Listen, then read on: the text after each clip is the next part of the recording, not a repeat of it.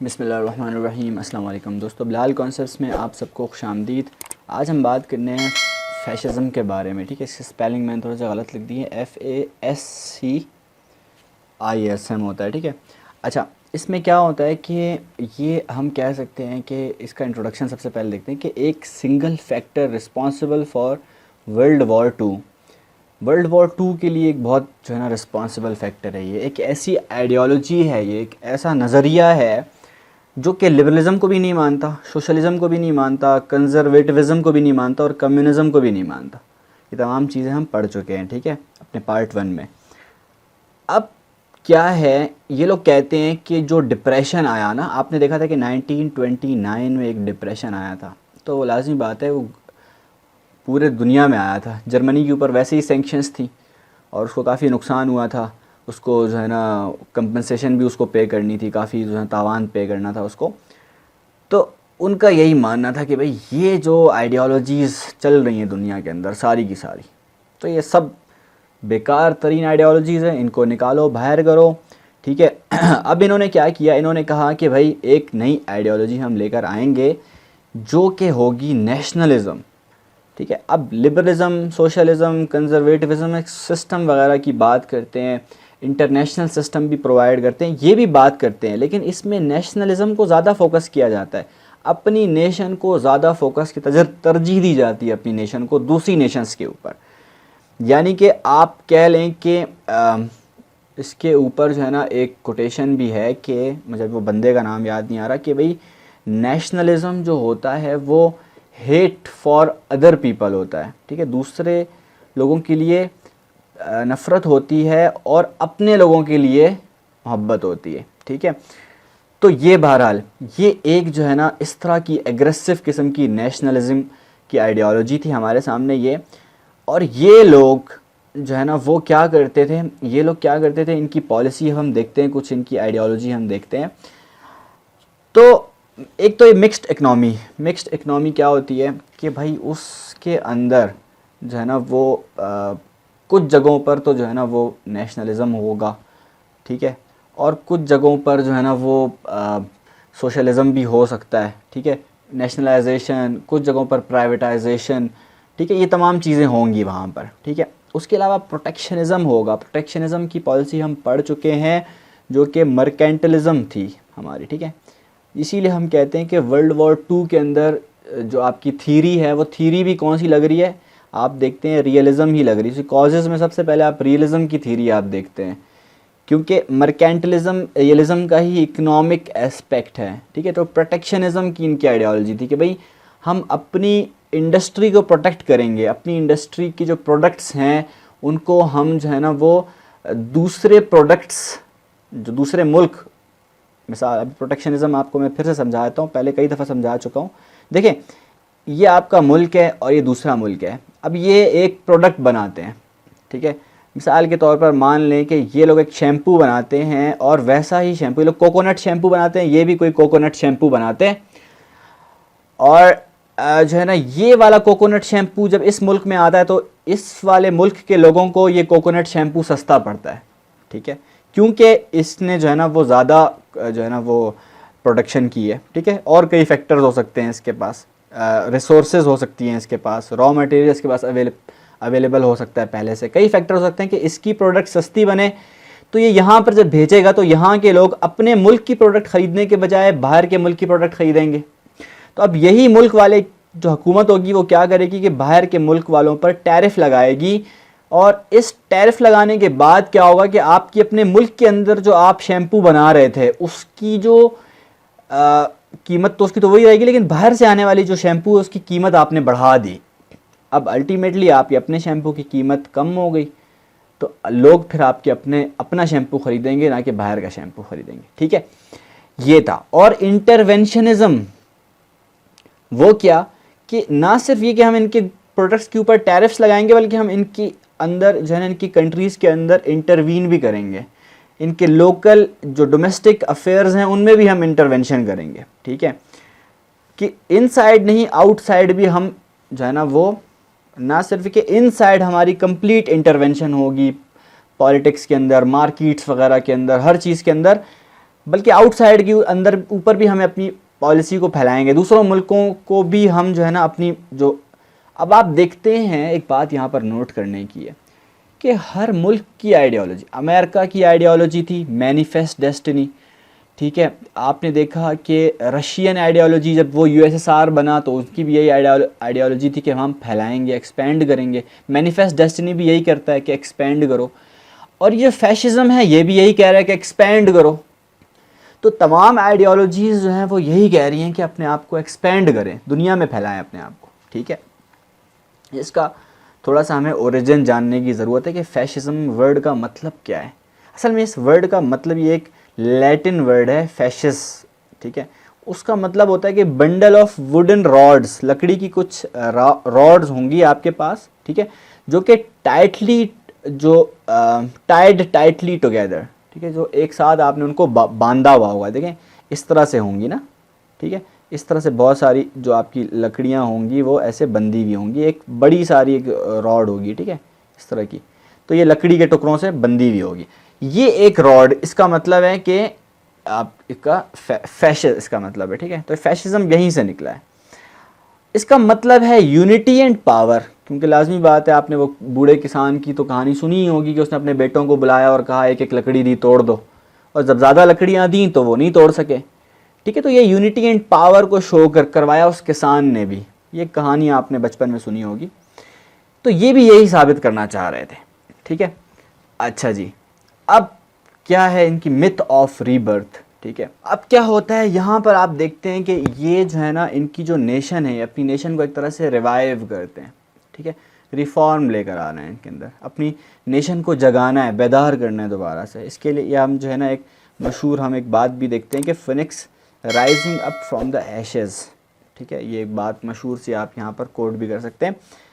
अच्छा, ये लोग कहते हैं कि जो रेशियल रीबर्थ, ठीक है, after the period of decline phase, जो आपने देखा रशिया के साथ वर्ल्ड वॉर 1 में काफ़ी नुकसान हुआ, उसको बांट भी दिया गया, उसकी कई टेरिटरीज़ पर भी कब्ज़ा कर लिया गया और अपनी आर्मी वहाँ पर बिठा दी गई। कई मुल्कों ने जो है ना अपनी आर्मी वहाँ पर बिठा दी थी और वहाँ पे कुछ एरियाज़ को कब्ज़ा किया हुआ था, उस पर सेंक्शंस थी, ठीक है। तो ये क्या था, ये आपने देखा कि एक जो है ना उनका एक डिक्लाइन फेज़ था जर्मनी वालों का, ठीक है। तो अब वहाँ से ये एक दोबारा से रीबर्थ, अपनी एक जो है ना रेस को हाईलाइट करते हुए, जो नाजी, ठीक है, या आप नाजीज़म को आगे हम देखते हैं कि नाजीज़म क्या है, ठीक है। ये अच्छा जी, इन्होंने क्या किया, असल में ये इटली, फिर इटली से जर्मनी, यहाँ पर ये आइडियोलॉजी ज़्यादा चली, ठीक है। लेकिन मैं अभी फ़िलहाल आपको इस आइडियोलॉजी का मतलब बता रहा हूँ, ठीक है। इसमें मिसालें तो आप इटली की भी दे सकते हैं और जर्मनी की भी दे सकते हैं, ठीक है। इन्होंने स्पिरिचुअल रेवोल्यूशन की बात की कि जो मोरल डिके, जो अगेंस्ट मोरल डिके, कहा कि भाई जो इंडिविजुअलिज्म है, यानी कि आपका जो मटेरियलिज्म है उस पर फोकस किया इन्होंने। आपको याद है कार्ल मार्क्स की भी यही बात थी, वो भी मटेरियलिज्म के मानने वाले थे कि भाई मटेरियल नीड्स को पूरा किया जाए। मटेरियल नीड्स जो हैं असल में उन्हीं की वजह से तमाम मसले मसाइल पैदा होते हैं। मटेरियल नीड सबसे बड़ी क्या है, पैसा, ठीक है। अच्छा, ये आपने बात देखी यहाँ पर कि जो एलियन फोर्सेस, ये मैं आपको बात बता दी कि जो डिक्लाइन फेज था ना, ये वही एलियन फोर्सेस यहाँ पर जो बैठी हुई थी जर्मनी के अंदर, उन्होंने काफ़ी जो है ना वो मतलब एक तरह से मुसल्लत थी ना उनके ऊपर, उनकी टेरिटरी भी एक तरह से उन्होंने कब्ज़ा की हुई थी और उनके ऊपर सैंक्शंस भी लगाई हुई थी, ठीक है, नज़र रखी हुई थी एक तरह से कि कहीं दोबारा से ये लोग मिलिटराइजेशन ना शुरू कर दें। तो फिर हिटलर ने आपको पता है मैदान में आकर तमाशा बनाया था। तो बहरहाल ये आप यहाँ पर एक और बात भी है रैम्पेंट सेक्सिज्म की, ठीक है।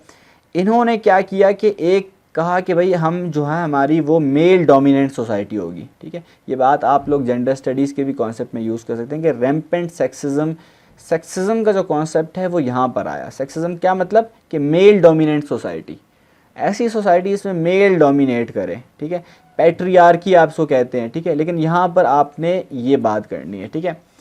अच्छा जी, ये जो है ना आपका, आपने देखा इसके अंदर ये लोगों की सबसे बड़ी पॉलिसी क्या थी। आप देखें इनकी सबसे बड़ी पॉलिसी क्या थी, यहाँ पे समझें बात को। इस बात को पढ़ने से पहले आप लोग एक बात समझें कि हमारे पास देखें फैक्टर ऑफ प्रोडक्शन होते हैं, ठीक है, कुछ, अब वो 4 होते हैं, उनमें से 4 में से जो एक बहुत इम्पॉर्टेंट फैक्टर होता है हमारे पास, वो होता है हमारे पास कोई भी एक लेबर। ठीक है, लेबर में कौन आते हैं आपके? लेबर में लाज़मी बात है इंसान ही आएंगे। ठीक है, ह्यूमंस आपके आएंगे लेबर के अंदर। अब ह्यूमंस की इम्पॉर्टेंस बहुत ज़्यादा हो गई थी यहाँ पर, इस लेबर की इम्पॉर्टेंस किसी भी सेंस में। अब ये लेबर कहीं पर भी काम आ सकता है, मिलिट्री सर्विसेज के लिए, इकोनॉमिक सर्विसेज के लिए, सोशल सर्विसेज के लिए, एग्रीकल्चरल पर्पसेस के लिए, हर जगह पर ये लेबर आपका काम आएगा। ठीक है, ये बंदा जो है आपका काम। लिहाजा डाइवोर्स, अबॉर्शन, होमोसेक्सुअलिटी, इन चीज़ों के ख़िलाफ़ थे ये लोग। ठीक है, और जो मतलब ये लोग कहते थे कि पॉपुलेशन को बढ़ाओ। ठीक है, पॉपुलेशन की जो आप कहते हैं ना कि पॉपुलेशन को कर्टेन किया जाए, उसके ख़िलाफ़ थे ये लोग। कहते थे कि पॉपुलेशन को बढ़ाओ बढ़ाओ। ठीक है, तो ये लोग अपनी जो है ना ज़्यादा से ज़्यादा पॉपुलेशन बढ़ाकर फिर दुनिया पर हुकूमत करना चाहते थे, दुनिया पर राज करना चाहते थे। ये बात भी यहाँ पे समझ लें आपको कि एक किस्म की डिक्टेटरशिप थी यहाँ पर, कि स्टेट जो है ना वो एक किस्म का जो गार्डियन होता है ना एक फैमिली का, स्टेट वही होगा। इसका मतलब क्या है? इसका मतलब यही है कि भाई डिक्टेटरशिप होगी, ख़त्म बात। ठीक है, यहाँ पर आइडेंटिफिकेशन ऑफ एनिमीज़, यहाँ पर हम देखते हैं एक ज़रूरी बात है, आप देखेंगे आपको समझ में आएगी कि जो स्टेट होता है ना, स्टेट क्या करते हैं? स्टेट बहुत सारे ऐसे टूल्स इस्तेमाल करते हैं कि जो देखें, कुछ प्रॉब्लम स्टेट के अंदर चल रही होती हैं और कुछ प्रॉब्लम स्टेट के बाहर चल रही होती हैं। तो करते क्या हैं ये लोग जितने अंदर की प्रॉब्लम्स होती हैं ना, उनसे ध्यान हटाने के लिए, पब्लिक का ध्यान हटाने के लिए बाहर कोई नया पंगा छेड़ देंगे।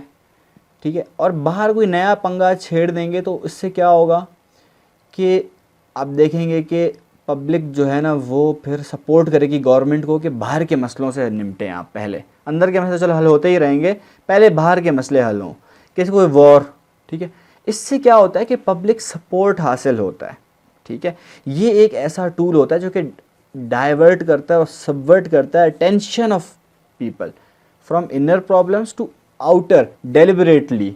ये डेलिबरेटली होता है, यानी कि जानबूझ के ये काम किया जाता है कि वॉर आप छेड़ दें। ठीक है, ताकि लोकल लेवल के जो लोग हैं वो आपको हेल्प करें और इस तरह से आपके साथ हो जाएं। ठीक है, तो ये आपका जो है ना वो काम इस तरह से हो जाता है। ठीक है, यहाँ पर अगर आप देखें कि डिसडेन हमारे पास है for the recognition of human rights. Human rights के ऊपर काफ़ी मसले मसाइल हैं इनको, ये फैशिज़म वालों को लेकर।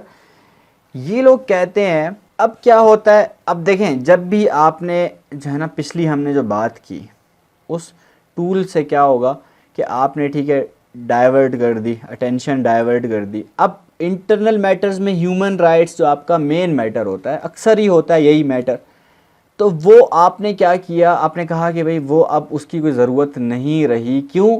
कि बाहर एक नया मसला छेड़ दिया है आपने। ठीक है, डाइवर्ट कर दी ना अटेंशन। ठीक है, तो ये मसला आ जाता है यहाँ पे, और इसमें फिर आपकी इंटरनेशनल ह्यूमन राइट्स जो आपको दिए जाते हैं उसकी कोई वैल्यू नहीं रहती फिर यहाँ पर। ठीक है, तो ये आपने देख ली बात। और यहाँ पर जो ह्यूमैनिटेरियन लॉ है, इंटरनेशनल ह्यूमैनिटेरियन लॉ, यानी कि लॉज ऑफ वॉर, ये भी यहाँ पर नहीं है। कोई जो है ना किसी का भी हाथ काटो, मुंह काटो, सर काटो, नॉन सिविलियंस को मारो, जहाँ मर्जी है हमला करो। ठीक है, फसाद मचाओ दुनिया के अंदर, ये तमाम चीज़ें इसके अंदर हैं। ठीक है, आपने सिविलियंस देखिए, इंटरनेशनल ह्यूमैनिटेरियन लॉ क्या कहता है, सिविलियंस को नहीं मार सकते आप। ठीक है, नॉन कॉम्बेटेंट्स को नहीं मार सकते। आपके जो लोग वुंडेड और सिक हैं, यानी कि जो जंग में हैं, लड़ाई करते हुए ज़ख्मी हो गए, उनको नहीं मार सकते आप अगर वो हमला करने के काबिल नहीं है तो। ठीक है, अब ये कुछ लॉज हैं, लॉज की भी कोई पासदारी नहीं करता फैशिज्म, ये भी आपने देख लिया है। तो ये दोनों डोमेस्टिक पर्सपेक्टिव में भी और इंटरनेशनल पर्सपेक्टिव में भी ये ह्यूमन राइट्स की बिल्कुल परवाह नहीं करते। रिलीजन गवर्नमेंट आर इंटरवाइंड, क्या मतलब, आप देखें जो आपके रिलीजन है ना, जो सबसे मोस्ट कॉमन रिलीजन होगा पूरी दुनिया, मतलब आपके पूरा एक मुल्क है, उसके अंदर कई रिलीजन हो सकते हैं, कई रिलीजन हो सकते हैं। तो आप देखेंगे सबसे बड़ा रिलीजन कौन सा है, मोस्ट डोमिनेंट रिलीजन कौन सा है, उस रिलीजन की बेस पर आप जो है ना वो क्या करेंगे, आप जो है ना उसकी बेस पर एक पब्लिक ओपिनियन को मैनिपुलेट करवाएंगे। ठीक है, पब्लिक ओपिनियन बिल्ड करेंगे, और वो क्या करेंगे, वो रिलीजियस रिटोरिक और जो आपके सिंबल्स हैं, जितने भी मिथोलॉजी वगैरह हैं, इन तमाम चीज़ों को अपनी पॉलिसीज़ के अंदर लेकर आएंगे ताकि नेशनलिज़म की जो स्पिरिट है उसको बड़ा स्ट्रॉन्ग किया जाए और अपनी नेशन को लेकर ज़्यादा आप जो है ना पोजेसिव हो जाओ और फिर जो है ना वो दुनिया में फसाद मचाओ कि भाई हम ही सुपीरियर हैं और ये वो, ठीक है। तो यहाँ पर आपने ये तमाम चीज़ें देखती हैं, ठीक है। यहाँ पर religious imprimatur to gain legality to their actions, यानी कि आप रिलीजन का सहारा ले रहे हो कि अपने जो काम आपने करने उल्टे पुल्टे, उससे आप जो है ना रिलीजन का नाम लेकर करो, ठीक है। अच्छा जी, यहाँ पर ये फैशिज़म का कॉन्सेप्ट ख़त्म हो गया, ठीक है। आपको जो बेसिक अंडरस्टैंडिंग मैंने इसकी प्रोवाइड करनी थी वो अब आपको समझ में आ गई। इससे ज़्यादा इसके अंदर कोई बातें हैं नहीं। ये हिस्ट्री की बात करें तो ज़्यादातर ये इटली से शुरू हुई थी वर्ल्ड वॉर 2 के अंदर, और फिर मुसोलिनी ने फिर जर्मनी वालों ने भी इसी आइडियोलॉजी को अडॉप्ट किया था, ठीक है। अच्छा, यहाँ पे आपको कुछ मैंने जो है ना आपको दिखा दूँ कि कुछ आपके सामने एक हमने कुछ चार्ट्स बनाए हुए हैं। एक तो हमने टोटलिटेरियनिज़म लिखा है यहाँ पे, और दूसरा जो है हमने फैशिज़म लिखा है, ठीक है। तो इसकी मैं पिक्चर यहाँ पर डाल देता हूँ पूरी की पूरी, वो आप लोग देख लेना पूरी की पूरी। अब ये पूरा इसमें बातें सारी वही हैं जो आपको समझा चुका हूँ, ठीक है। और ये इसके कुछ हमने जो आप देखेंगे कल्चरल, सोशल, इकोनॉमिक, जो भी इसके बन सकते थे जितने मैक्सिमम, वो हमने बनाकर आपके सामने लिख दिए, ठीक है। अब इतने तो आप भी ज़्यादा समझदार हैं कि इन तमाम चीज़ों पर आप ख़ुद भी बातें सारी लिख सकते हैं, क्योंकि आपको ओवरव्यू सारा मैंने दे दिया है, ठीक है। तो ये आप देख लें, ये इनकी मेन अजम्पशंस हैं, कोर अजम्पशंस हैं फैशिज़म की और टोटलिटेरियनिज़म की, क्योंकि अक्सर इन पर का सवाल आ जाता है कि इनके दोनों के बीच में डिफरेंसेस बताएं। कुछ लोग कहते हैं कि टोटलिटेरियनिज़म का दौर था, कुछ कहते हैं फैशिज़म का दौर था। तो इस पर अगर सवाल आ जाता है तो दोनों के बीच में जो डिफरेंसेस हैं वो आप बताने के काबिल हो सकेंगे। तो इसके लिए इसकी फ़ोटो जो लेकर मैं आपको फिर यहाँ पर इसी वीडियो में लगा देता हूँ। आप लोग फिर जो है ना उसकी स्क्रीनशॉट भी ले सकते हैं, उसको पॉज करके भी आप लोग देख सकते हैं, ठीक है। तो एक फ़िक्र अगर हम कहें फैशिज़म के लिए कि व्हाट इज़ फैशिज़म, तो एक बात समझ लें कि रेडिकल अथॉरिटेरियन नेशनलिज़म, ठीक है। या आप लोग, कुछ लोग कहते हैं टोटलिटेरियनिज़म, लेकिन टोटलिटेरियनिज़म क्या है वो अभी आप जब यहाँ पे ऊपर आप लोग पढ़ लेंगे तो आपको समझ में आ जाएगा। नेशनलिज़म जो है, रेडिकल अथॉरिटेरियन नेशनलिज़म, वो असल में क्या है आपका, वो फैशिज़म है। तो दोनों के बीच का डिफरेंस आपको मैं बता दिया, ठीक है। तो अब हम बात करते हैं कि इटली में जो फैशिज़म आया तो उसका क्या जो है ना, मतलब वर्ल्ड वॉर 1 के बाद जो है ना वो यूरोप के अंदर क्या हालात थे। तो उसमें लाजमी बात है, सबसे पहले जो ये आइडियोलॉजी आई ये जो है ना इटली के अंदर आई। अगर मैं ये कहूँ कि जो सिंगल मोस्ट जो फैक्टर है जो कि रिस्पॉन्सिबल है वर्ल्ड वॉर 2 के लिए, वो आपका, अगर मैं कहूँ अगर सिंगल है, एक ही है कोई फैक्टर मैं कहूँ, तो वो आपका फैशिज़म है, ठीक है। तो ये एक प्रोडक्ट जो है इटली के अंदर शुरू हुआ, तो इसकी वजह से फिर फेयर और एंजाइटी ये था, ठीक है। मतलब फैशिज़म ख़ुद एक इटसेल्फ एक जो है ना डर का नाम है। और ये लोग डरते किस चीज़ से थे? कैपिटलिज़म से, ठीक है।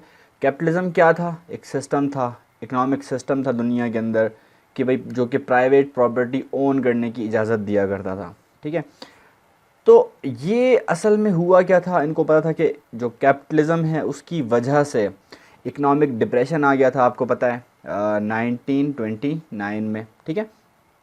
और कई चीज़ें हुई थी कि जो मिलिटेंट लेफ़्ट है उसका राइज़ हुआ था, यानी कि नेशनल शेम का, क्योंकि जर्मनी और इटली और ये यूरोप के अंदर ऐसे कई मुल्क थे जो कि जो डिप्रेशन आया था उसको वो लोग जो है ना वो बियर नहीं कर पाए, ठीक है। और काफ़ी उनको जो है ना इकोनॉमिक क्राइसिस का सामना करना पड़ा, और चूँकि वो लोग रिस्पॉन्सिबल ठहराते थे इसको, आपके कैपिटलिज़म को, ठीक है। तो इसलिए फिर इनको एक शेम का जो सेंस थी वो इनके अंदर आई, ठीक है। तो बेनिटो मुसोलिनी जो था आपका, वो आपका 1883 और 1945 तक इसका टाइम पीरियड है। ये था असल में मार्क्सिस्ट, ठीक है। ये ओरिजिनली मार्क्स का जो था वो था फॉलोअर था, ठीक है। बाद में, मतलब इससे पहले, मार्क्सिस्ट होने से पहले, ये 1909 से पहले ये इंटरनेशनल रेवोल्यूशन का कायल था, कि भाई एक इंटरनेशनल लेवल के ऊपर एक रेवोल्यूशन आना चाहिए, ठीक है।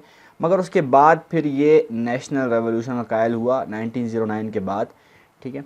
तो लाजमी सी बात है, जब नेशनलिज़म की बात आती है तो फिर फैशिज़म भी आता है सामने आपके, और ये फिर इटली के अंदर आई बात नेशनल ग्लोरी की, ठीक है। अपनी नेशन को आप ये कह सकते हैं कि रिवाइव करने की बारी आ गई, ठीक है। ये लोग चाहते थे कि हमारा जो इनका असल में जो है ना रोमन एम्पायर जो हुआ करता था, वो ये लोग दोबारा से जो है ना उसको बनाना चाहते थे। इटली वापस से अपना जो रोमन एम्पायर था उसको बनाना चाहता था। ये लोग कैथलिसिज्म के मानने वाले थे। कैथलिसिज्म क्या होता है, ये आपको पता है कि क्रिश्चियनिटी के अंदर जो है ना एक सेक्ट है, ठीक है। और इन्होंने फिर इटालियन नेशनलिज्म को अपील किया, ठीक है। ये तमाम चीज़ें कैथलिज्म, आपको मैंने याद करें, आपको हमने बताया था कि लोगों ने रिलीजन को जो मोस्ट प्रोमिनेंट रिलीजन हुआ करता था उसको एज अ टूल यूज़ करते हैं वो, ताकि वो जो है ना अपनी जो नेशन है उसका सपोर्ट हासिल कर सकें। तो यही वो वजह थी कि इन्होंने कैथलिज्म को जो है ना वो सपोर्ट किया, ताकि कैथलिज्म, क्योंकि बहुत सारे लोग कैथलिज्म को मानते थे, तो फिर आपको पता जब मज़हब की रूह से कोई बात की जाएगी तो उसका फिर एक बड़ा इम्पैक्ट पड़ेगा। 1922 में क्या हुआ, इन्होंने एक मार्च किया, 30,000 पीपल जो है ना वो उन्होंने एक मार्च किया और ये डिमांड की कि मुसोलिनी को पावर दी जाए, ठीक है। फिर 1929 में एक लेटरन अकॉर्ड हुआ। 1929 में आपको बताया ये चर्च के साथ ही इन्होंने अकॉर्ड साइन किया मुसोलिनी ने, ठीक है। और इन्होंने क्या किया कि जो लॉन्ग रनिंग जो डिस्प्यूट्स थे उनको सेटल किया, चर्च के साथ जो मामलात थे, फड्डे थे, उसको जो है ना वो रिज़ॉल्व किया, ठीक है। कुछ शराइत रखी थी, ठीक है, दोनों के बीच में कुछ शराइत थी। वो शराइत आप देखें क्या थी कि जो पेपेसी होगी, ठीक है, यानी कि चर्च वाले जो लोग होंगे वो क्या करेंगे, उनको temporal sovereignty over Vatican city, तो वेटिकन सिटी के ऊपर उनको टेम्पोरल सॉवरेंटी दी जाएगी, ठीक है। और इन्हीं को पेपेसी को फ्री एक्सरसाइज ऑफ जो रोमन कैथलिज्म है, जो ये मज़हब है, उसको एक्सरसाइज करने की इजाज़त दी जाएगी और सोल स्टेट रिलीजन उसी को डिक्लेयर किया जाएगा, ठीक है। तो ये थी। और जो है ना बाद में खैर जो इन्होंने जो आपके पेपल्स थे यानी कि कैथलिक्स जो थे, उन्होंने बदले में क्या करना था, ये तमाम चीज़ें तो उनको इजाज़त दी, लेकिन उन्होंने बदले में ये करना था कि उन्होंने इटली को एक्सेप्ट करना था, इटली की जो सॉवरेंटी थी उसको एक्सेप्ट करना था, ठीक है। तो मुसोलिनी, ये भी आपको बता दूं कि हिटलर का रोल मॉडल भी यही था, ये बात मैं पहले भी आपको बता चुका हूं कि हिटलर भी इसी से इंस्पायर्ड था, तो मुसोलिनी इनका गुरु था। बहरहाल जो अगर हम मैप देखें, आपको मैप दिखाता हूँ, ये यूरोप का मैप मैंने बनाया हुआ है, तो आप देखेंगे इसके अंदर जो ब्लैक एरियाज़ जितने भी हैं, आप देखें ये फ्रांस है, ठीक है, मोरक्को, अल्जीरिया, लीबिया, ये फिर जो आपका अफ्रीका के जो साउथ अफ्रीका के जो नॉर्थ अफ्रीका के जो स्टेट्स हैं वो भी कुछ इसके अंदर आते हैं, ठीक है। और जो रेड कलर में जितने भी स्टेट्स हैं वो आपके जो है ना वो फैशिस्ट रिजाइम्स नहीं हैं, ठीक है। ये आप देखें फ्रांस, जर्मनी और इटली भी यहाँ पे आपके सामने आता है, देखें ये इटली है, ठीक है, ये जो बना हुआ है, तो ये यहाँ से शुरू हुआ, तो फिर आप देखें पूरे यूरोप के अंदर ये फैला, काफ़ी ज़्यादा जगहों पर ये ऑलमोस्ट जो आपका पूरा का पूरा यूरोप है वो आपका फैसिस्ट हो चुका था वर्ल्ड वॉर 1 के बाद, ठीक है। कुछ और फैशिस्ट रिजाइम्स भी देखें हम, स्पेन, तो आप देखें कि स्पेन के अंदर जो फ्रैंको था वहाँ पर, ठीक है, उसके अलावा पुर्तगाल के अंदर सालाज़ार जो था वहाँ पर भी कुछ फैशिस्ट लोग उभरे, जर्मनी में हिटलर आपने देखा, ठीक है। ये जो हिटलर का नाज़िज़म था ना, ये सबसे ज़्यादा एक्सट्रीम फॉर्म ऑफ फैशिज़म था, ठीक है। उसके अलावा कुछ और एलिमेंट्स ऑफ जो रिजाइम्स थी जिनके अंदर फैशिस्ट एलिमेंट्स थे, वो अर्जेंटीना था जिसमें 1946 टू 1955, और चिले में 1973 टू 1990 ये आइडियोलॉजी रही, और साउथ अफ्रीका में 1945 टू 1990 ये आइडियोलॉजी रही, ठीक है। ये मैप आप लोग देख लें, मैप आप लोगों ने बनाना भी है। तो ये फैशिज़म का जो था कॉन्सेप्ट वो हमारा यहीं पे ख़त्म होता है। उम्मीद करता हूँ आपको ये वीडियो पसंद आई होगी। चैनल को सब्सक्राइब करें, वीडियो को लाइक करें। मैं मिलता हूँ अगली वीडियो में। अल्लाह ने के मान।